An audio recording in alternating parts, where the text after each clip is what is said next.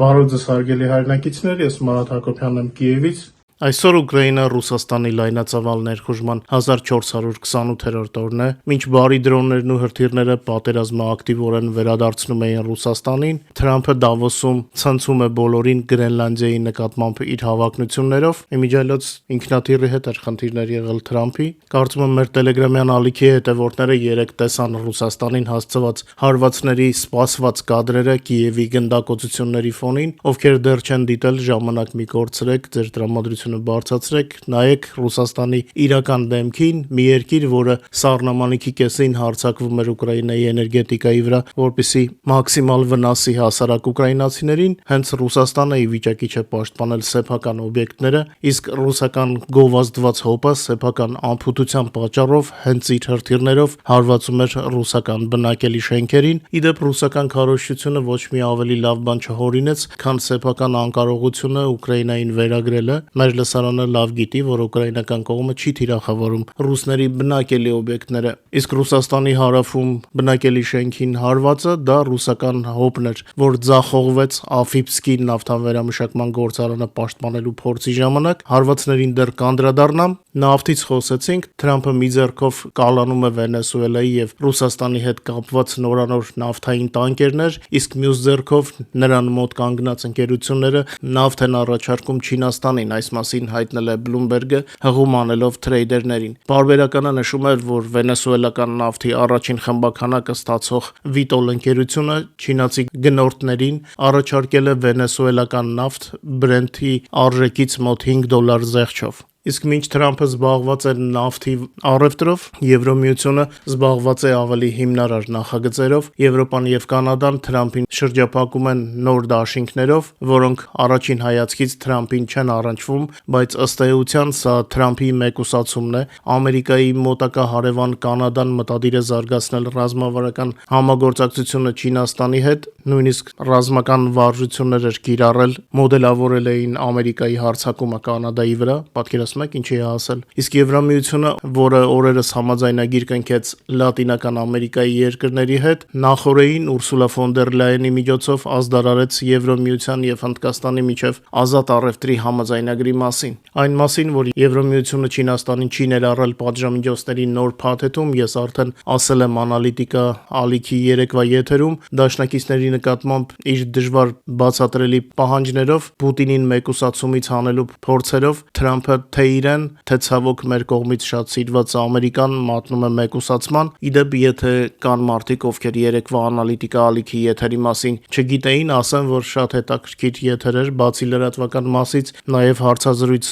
ուկրաինական փորձագետների հետ, շատ նայելու եթեր է, եւ եթե դժվար չէ տարածեք այսօրվա եթերի հետ, թող ավելի շատ մեր հայրենակիցներ կարևոր մանրամասների տիրապետեն ուկրաինական դաշտից։ Դե տասնամյակներով տեսել են մեր հայրենակիցները, թե ինչ էին խոսում ռուսները, վերջում դիմակները պատրվեց։ Հիմա թող իմանան ուկրաինական դաշտի բոլոր նյուանսները, որպեսզի ավելի պարզ լինի եւ ավելի հստակ լինի, թե ինչպես էին ստում ռուս պրոպագանդիստները։ Իդեպ Թրամփի մեկուսացման մասին ավելի շատ խոսում են ամերիկացի փորձագետները, եւ այս համատեքստում Փաշինյանի հրավերը, այսպես կոչված խաղաղության խորհուրդ, միանշանակ չի ընկալվում։ Ամերիկայի ամենահին եւ հեղինակավոր ամսագրերից մեկը The Atlantic-ը, որը հիմնադրվել է 1857 թվականին, նշում է, որ Ամերիկայի ազգային անվտանգության նոր ռազմավարությունը փաստացի արձանագրեց համաշխարհային կարգի դարաշրջանի ավարտը, որտեղ Վաշինգտոնը առաջատար դեր էր խաղում։ Նշվում է, որ Թրամփի քաղաքականությունը աստիճանաբար Միացյալ Նահանգները համաշխարհային առաջնորդից վերածում է միջազգային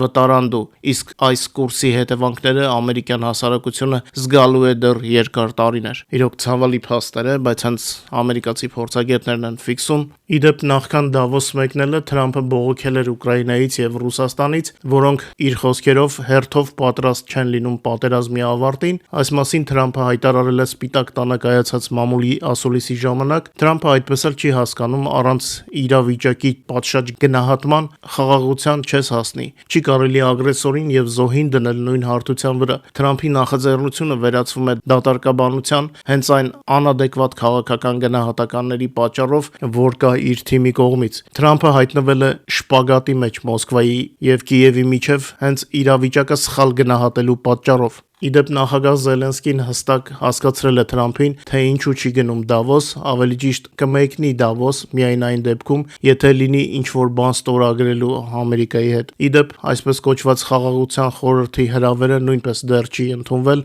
Զելենսկու կողմից, դեհո Զելենսկին Լուկաշենկո չի, որ Թրամփի ամեն հրավերի ուրախությունից չոքերը թուլացել բռնել հրամանագրեր էր ստորագրում Լուկաշենկոն։ Իրոք էս կարծես մեծահասակ իրենց պետության ղեկավարի տեղ դրած անձինք շատ են զարմացնում։ Թրամփը այնքան էր ուզում մեզ թակարդը գցել իր այսպես կոչված խաղաղության նախաձեռնությամբ, որ ինքն էլ չնկատեց, թե ինչպես առաջնորդի դերից հայտնվեց հետևորդի դերում։ Մինչ մեր հաղորդման մյուս թեմաներին եւ առաջնագծի լուրերին անցնելը, խնդրում եմ օգտագործել YouTube-ի գործիքները մեր եթերի առաջ խաղացմանը նպաստելու համար։ Խնդրում եմ լայքեք եւ եթե հնարավոր է կիսվեք մեր հեռարձակմամբ սոցիալական ցանցերում։ Հիշեցնեմ նաեւ, որ օրը 24 ժամ կարող եք տեղեկանալ Ուկրաինայի եւ Ուկրաինայի շուրջնորությունների մասին մեր Telegram-յան ալիքից։ Մինչ երկրորդ մասին անցնելը մեր եթերին, նաև ուզում եմ ձեր ուշադրությունը հրավիրել մի գումար հավաքի ուկրաինական ստորաբաժանումներից մեկի համար։ Շատ հաճախ ինձ մեր լսարանից գրում էին, թե ինչպես կարող են օգնել ուկրաինական բանակին։ Որոշեցի առաջին անգամ նման բան ներկայացնել, եթե իրոք կան ցանկացողներ օգնելու, եթերի նկարագրության մեջ կդնեմ հաշվի համարը, թող ցանկացողները իրենց ներդրումները ունենան, իսկ եթե չգտնեք նկարագրության մեջ, ապա մեկնաբանություններում գրեք, ես պատասխանի մեջ ձեզ կտամ հաշվի համարը։ Իմիջիայլոց իմ Facebook-ում գրառումից հետո արդեն մեր հայրենակիցները սկսել են աջակցել, դե ազգանունից վրազ երևում է, ինձ ասացին, որ մեր ընկեր Արտակ Գենջոյանն է իր կողմից փոխանցում արել, Արտակ այն մարդկանցից է, ով ցանկացած հարցում հայերին վերաբերող կամ ընդհանրապես երբ որ հնարավորություն կա, իր մասնակցությունն է ունենում, առանց դա ինչ-որ առանձնակի բարձրաձայնելու ես որոշեցի եթերից շնորհակալություն հայտնել Արտակին, որովհետև ինձ ասացին, որ մեր հայրենակիցները արդեն սկսել են օգնել, ինչը շատ ուրախացնող է։ Մի խոսքով, կա նման հնարավորություն, ցանկացողները կարող են իրենց փոխանցումները կատարել։ Իդեպ նախագահ Զելենսկին հայտնել է, որ ըստ ունեցած տեղեկությունների երեկվա հարվածի ժամանակ Ռուսաստանի կողմից կիրառված հրթիռների մի մասը արտադրվել էր վերջերս, առնվազն այն հրթիռների մի մասը, որոնք ռուսները կիրառել են այս հարվածի ժամանակ, արտադրվել են արդեն այս տարի։ Սա եւս մեկ անգամ հաստատում է, թե որքան կարևոր է, որ Ռուսաստանի դեմ ուղղված համաշխարհային պատժամիջոցները եւ կրիտիկական նշանակություն ունեցող բաղադրիչների մատակարարման արգելափակումը իրականում աշխատեն, ասել է Ուկրաինայի նախագահը։ Իմ կարծիքով այս տարի ասելով նախագահի նկատի ունեցել 25 թիվը, որովհետև հունվարի այս 20 օրվա ընթացքում դժվար թե ռուսները կարողանային մեծ քանակի հրթիռներ արտադրել։ Ամեն դեպքում այն փաստը, որ սանկցիաները շրջանցվում են, բազմիցս է արձանագրվել եւ պետք է որ մեր գործընկերները ավելի ուշադիր լինեն։ Իդեպ նախորդին Ուկրաինան խուսափեց մեծ ողբերգությունից, օգնությունը հասավ վերջին պահին Ուկրաինան հոբ համակարգերի հրթիռների խմբականակ է ստացել երեկվա ռուսական զանգվածային հարվածից ուղիղ 1 օր առաջ, հենց դրանք թույլ տվեցին պաշտպանել ենթակառուցվածքների առանցքային օբյեկտները եւ փրկել մարդկային կյանքեր։ Թիրախների մեծ մասը ոչնչացվել է օդում, այս մասին հայտնել է նախագահ Զելենսկին, ընդգծելով, որ գործընկերների ժամանակին ցուցաբերած աջակցությունը ուղղակիորեն ազդել է հարձակումը հետ մղելու արդյունքի վրա։ Չնայած հարձակման մասշտաբներին հաջողվել է պաշտպանել կարևորագույն օբյեկտները, դա հնարավոր է դարձել Patriot, NASAMS եւ հոբ այլ համակարգերի շնորհիվ, որոնք Ուկրաինայի համար մնում են կենսական նշանակություն։ Ուկրաինայի նախագահը ընդգծել է, որ ուկրաինական դիվանագիտության խնդիրն է թույլ չտալ մատակարարումների դադար, մեջբերեմ գործընկերները այս հարցում ձախողելու իրավունք չունեն։ Հոբ հրթիռները մարդկանց կյանքի ուղղակի պաշտպանություն են, նշել է Զելենսկին։ Հարձակումից առաջ ուկրաինական հետախուզությունը հայտնել էր, որ Պուտինյան բանակը մտադիր է հարվածել Ուկրաինայի ատոմակայանների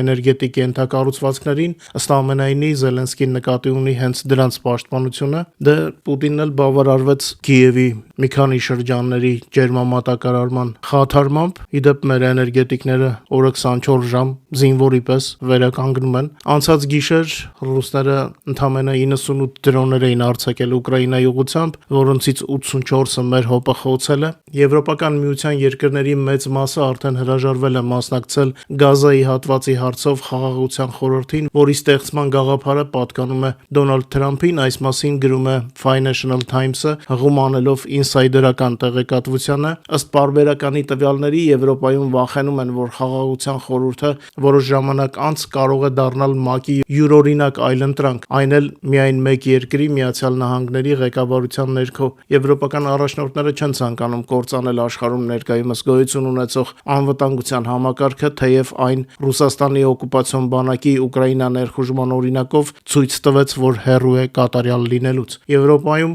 նաև մտահոգված են այն փաստով, որ Խաղաղության խորհուրդ են հրավիրվել ռուս դիկտատոր Վլադիմիր Պուտինը եւ մի քանի այլ համաշխարհային առաջնորդներ, որոնք այս կամ այն կերպ սատարում են Ռուսաստանի պատերազմն Ուկրաինայի դեմ։ Հիշեցնենք, որ ավելի վաղ Գազայի հարցով Խաղաղության խորհրդին Բելարուսի անդամակցության փաստաթուղթը արդեն ստորագրել է ինքնահռչակ Լուկաշենկոն, որին արևմուտքի երկրների մեծ մասը չի ճանաչում։ Երեկվա եթերում էլ ասացի, Հայաստանում պետք է շատ զգուշ եւ հավասարակշռված քաղաքականություն վարեն այս ուղղությամբ, շատ նուրբ նյուանսներ կան, որոնք հաշվի չառնել հնարավոր չէ։ Ֆրանսիայում զգուշացնում են, որ Խաղաղության խորհուրդը կդառնա ՄԱԿ-ի այլընտրանք։ Այս դիրքորոշմանը միացել է նաև Նորվեգիան, որը նախորդին հրապարակավ հայտարարեց Թրամփին մերժելու մասին։ Խաղաղության խորհրդի կանոնադրությունը պաշտոնապես դեռ չի հրապարակվել։ Սպասվում է, որ Թրամփը այն կստորագրի մոտ ժամանակներս Շվեյցարիայի Դավոս քաղաքում անցկացվող համաշխարհային տնտեսական ֆորումի ժամանակ, ուր նա արդեն ժամանել է հունվարի 21-ին։ Ինչպես ասացի, ինքնաթիռի խնդիրներ ուներ, մի քիչ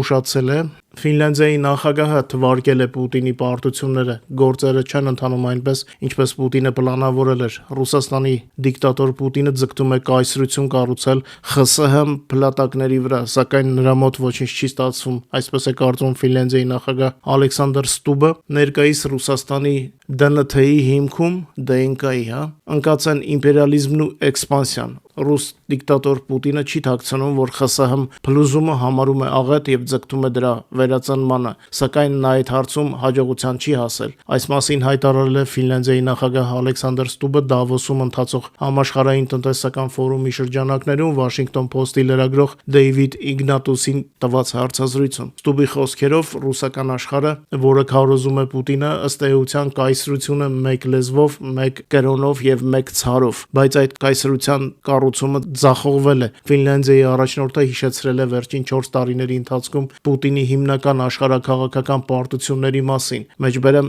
Պուտինը ցանկանում էր պառակտել ՆԱՏՕ-ն, բայց փաստացի ստացավ 2 նոր անդամ՝ Շվեդիան եւ Ֆինլանդիան։ Պուտինը ցանկանում էր պառակտել Եվրոպան, բայց Եվրոպան ավելի միասնական է, քան երբևէ։ Պուտինը ցանկանում էր կրճատել պաշտպանական ծախսերը Արևմուտքում, իսկ հիմա մենք բոլորս շարժվում ենք դեպի 5%-ի, ասել է Ստուբը, հավելելով, որ գործերը չեն ընթանում այնպես, ինչպես Պուտինն էր ուզում։ Ստուբը իմիջիալոց չխորացավ Թրամփի հետ քաղաքական ճաքերի թեմային։ Իդեպ Կրեմլը վաճառել է Ռուսաստանի ազգային բարեկեցության հիմնադրամի ոսկու պաշարների 3/4-ը։ Ռուսաստանը 3 տարվա ընթացքում սպառել է հիմնադրամի ոսկու պաշարների մոտ 75%-ը, այդ միջոցները ուղղելով բյուջեի ճեղքվածքները փակելուն եւ պատերազմի ֆինանսավորմանը։ Ռուսաստանի կառավարությունը արդեն 3-րդ տարին անընդմեջ ազգային բարեկեցության հիմնադրամի ոսկին օգտագործում է որպես դաշնային բյուջեի բանկային հատվածի, խոշոր պետական նախագծերի, ինչպես նաեւ Ուկրաինայի դեմ պատերազմի արտակարգ ֆինանսավորման աղբյուր։ Այս մասին են վկայում Ռուսաստանի ֆինանսների նախարարության պաշտոնական տվյալները։ Հրապարակված տեղեկատվության համաձայն 22-ից 25 թվականների ընթացքում հիմնադրամի հաշվեկշռում ոսկու ծավալը կրճատվել է 71%-ով։ Փաստացի երկիրը տանում է սանանկացման Պուտինը իր կապրիզի պատճառով։ Հիմա արդեն Թրամփի կարծես կապրիզից խոսենք, Ամերիկան ծրագրում է կրճատել իր մասնակցությունը ՆԱՏՕ-ի մի շարք խորհրդատվական խմբերում, դաշինքից միանգամից դուրս գալու փոխարեն։ Այս մասին հայտնել է Washington Post-ը, հղում անելով Ամերիկայի մի քանի բարձրաստիճան պաշտոնյաների։ Նշվում է, որ սպասվող փոփոխությունները կառնչվեն մոտ 200 զինվորականի եւ հիմնականում կնվազեցնեն Ամերիկայի մասնակցությունը ՆԱՏՕ-ի 30 գերազանցության կենտրոններում, որոնք զբաղվում են դաշինքի ուժերի պատրաստմամբ պատերազմ վարելու տարբեր ասպեկտներով։ Միանգամից դուրս գալու փոխարեն Պենտագոնը մտադիր է պարզապես չփոխարինել անձնակազմին նրանց գործուղումների ավարտից հետո։ Այսպիսով գործընթացը կարող է տևել տարիներ, ընդ որում Ամերիկայի մասնակցությունը կենտրոնների աշխատանքին ամբողջությամբ չի դադարեցվում։ Կրճատումները կվերաբերեն մասնավորապես այն խորհրդատվական կառույցներին, որոնք զբաղվում են դաշինքի էներգետիկ անվտանգությամբ եւ ծովային գործողություններով։ Նաեւ Ամերիկան կնվազեցնի իր իր ներկայությունը ՆԱՏՕ-ի պաշտպանական կառույցներում, որոնք կապված են հատուկ գործողությունների եւ հետախուզության հետ, թեև աղբյուրներից մեկը նշել է, որ ամերիկյան գործառույթների մի մասը կվերաբաշխվի դաշինքի ներսում, ինչը կսահմանափակի հետևանքների մասշտաբը։ Իսկ այդ ընթացքում ուկրաինական ռազմաճակատում Պուտինյան բանակի գործերը գնալով վատանում են, Ռուսաստանի բանակը Կուպյանսկի մոտ հայտնվել է։ Ուկրաինայի զինված ուժերի թակարդում ռուսական գրոհայինների գրեթե 90%-ը ոչնչացվել է։ Իմջայլոց ուշադրություն դարձրեք քարտեզի վրա, թե որտեղ են ռուսները, ինչ հեռավորության վրա են արդեն Կուպյանսկից, բայց նրանք միևնույնն է շարունակում են խոսել Կուպյանսկի գրավման մասին, դա իրենք իրենց սիրտ են տալի էլի։ Իսկ Վավչանսկի ուղությամբ ռուս օկուպանտները քաոսի մեջ բարեկամական կրակ են բացում միմյանց վրա, դա ինչքան իրար ոչնչացնեն, այնքան մեր գործը հեշտանալու է։ Նման քաոսային իրավիճակ ռուսական բանակում վերջերս ավելի հաճախ է լինում։ Ռազմաճակատում անցած օրվա ընթացքում տեղի է ունեցել 110 մարտական բախում, զավթիչները նորից ամենամեծ ակտիվությունը ցուցաբերել են Պոկրովսկի ուղությամբ 36 գրոհի փորձով, մնացած ուղություններում 10-ից 15 գրոհների փորձեր են եղել ռուսների կողմից, սա հավանաբար արդեն զինվորների պակասն ու ձմռան պայմաններն է զգացնել տալիս։ Պուտինյան բանակը մաշվում է բոլոր առումներով։ Ուկրաինայի պաշտպանության ուժերը նախորդ օրվա ընթացքում լիկվիդացրել են եւս 1170 օկուպանտի եւ 1309 միավոր զինտեխնիկա եւ սպառազինություն։ Պատերազմում թշնամու ընդհանուր կորուստները ըստ ուկրաինական գենշտաբի տվյալների կազմել են արդեն 1,229,740 օկուպանտ։ Ռելիզը ձեր էկրաններին է։ Հայտնի են դարձել Ռուսաստանի տարածքին Ուկրաինայի զինված ուժերի հարվածի որոշ արդյունքները։ Մեր ունեցած տեղեկություններով, ինչը տեղադրել ենք մեր Telegram-ում, ուկրաինական հրթիռներն ու դրոնները գրոհել են Արիոլի եւ Բելգրադի էներգետիկ ենթակառուցվածքները, մասնավորապես հարվածի տակ է հայտնվել Միչուրինսկի ջերմաէլեկտրակայանը։ Արիոլի մարզի նահանգապետ Անդրեյ Կլիչկովը գրել է, որ հարձակմանը ենթարկվել տարածաշրջանի վառելիքաէներգետիկ ենթակառուցվածքը, Արիոլ քաղաքի հյուսիսային եւ երկաթուղային թաղամասերում կան էլեկտրաէներգիայի եւ ջրամատակարարման խափանումներ, նշել է նա։ Ռուսական ռեգիոնների խնդիրները չեն սահմանափակվել միայն Արիոլի եւ Բելգրադի մարզերով, ինչպես արդեն ասացի եթերի սկզբում, ռուսական ՀՕՊ-ը փորձելով հետ մղել ուկրաինական հարվածները վնասել է բնակելի շենքերը Կրասնոդարի երկրամասում։ Տելեգրամյան ալիքներում հաղորդվում էր Աֆիպսկի նավթավերամշակման գործարանի խոցման մասին, բայց առայժմ ցավոք մանրամասներ չունենք, սպասում ենք Ուկրաինայի գլխավոր շտաբի տեղեկատվությանը։ Այսքանով ավարտեմ մեր եթերը, շնորհակալ եմ, որ մեզ հետ եք, խնդրում եմ չմոռանալ լայքել եւ տարածել մեր եթերը, հուսամ կհանդիպենք արդեն վաղը, ել ավելի լավ լուրերով, բարով մնաք։